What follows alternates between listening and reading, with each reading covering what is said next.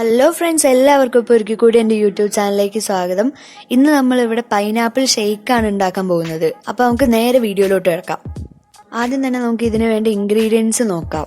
ഒരു പൈനാപ്പിൾ എടുത്തിട്ടുണ്ട്, ഒരു കപ്പ് ഫ്രിഡ്ജിൽ വെച്ച് നല്ലോണം കട്ടിയാക്കി എടുത്ത പാല്, പിന്നെ 10 രൂപേൻ്റെ 2 ഐസ്ക്രീം, പിന്നെ ഞാനിവിടെ കുറച്ച് മുന്തിരി അണ്ടിപ്പരിപ്പ് എടുത്തിട്ടുണ്ട്, ഇത് ആവശ്യത്തിന് മതി.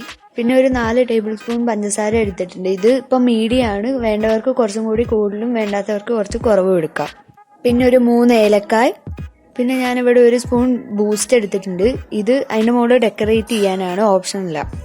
പിന്നെ ഒരു 2 ഐസ് ക്യൂബ്സ്. ഇനി നമുക്ക് ആദ്യം ആ കൈതച്ചക്ക ഒന്ന് നന്നായി വൃത്തിയാക്കി എടുക്കാം. നമ്മളിപ്പോൾ അതിന് നന്നായി തൊലിയൊക്കെ കളഞ്ഞ് നല്ല വൃത്തിയായി നീളത്തിൽ അരിഞ്ഞു വെച്ചിട്ടുണ്ട്. ഇനി നമുക്കത് ചെറിയ ചെറിയ കഷ്ണങ്ങളാക്കി കൊടുക്കാം.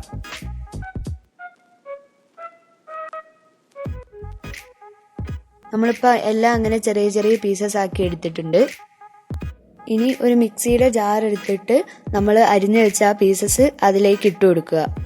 ഇനി അതിലേക്ക് പഞ്ചസാര ഇട്ട് കൊടുക്കുക. പിന്നെ നമ്മൾ നേരത്തെ എടുത്ത് വെച്ച ഏലക്കായ ഒന്ന് ചതച്ച് അതിലേക്ക് ഇട്ടിട്ട് നന്നായി ഒന്ന് അടിച്ചെടുക്കുക. നമ്മളിപ്പോൾ അത് നന്നായി ഒന്ന് അടിച്ചെടുത്തിട്ടുണ്ട്. എന്നിട്ട് അതിലേക്ക് ബൂസ്റ്റും കിസ്മിസും ഒരു ഐസ്ക്രീമും മാറ്റി വെച്ചിട്ട് ബാക്കി എല്ലാ ഇൻഗ്രീഡിയൻസും ചേർത്ത് നന്നായി ഒന്നും കൂടി അടിച്ചെടുക്കുക. ഇതോടെ നമ്മുടെ പൈനാപ്പിൾ ഷേക്ക് ഇവിടെ റെഡി ആയിരിക്കുകയാണ്.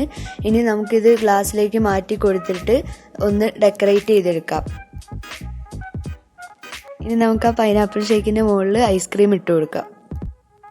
ഇനി അതിന്റെ മുകളിൽ അല്പം ബൂസ്റ്റ് ഇട്ട് കൊടുക്കാം. ഇനി അതിന്റെ മുകളിലേക്ക് നമുക്ക് അല്പം അണ്ടിപ്പരിപ്പും മുന്തിരിയും ഇട്ട് കൊടുക്കാം.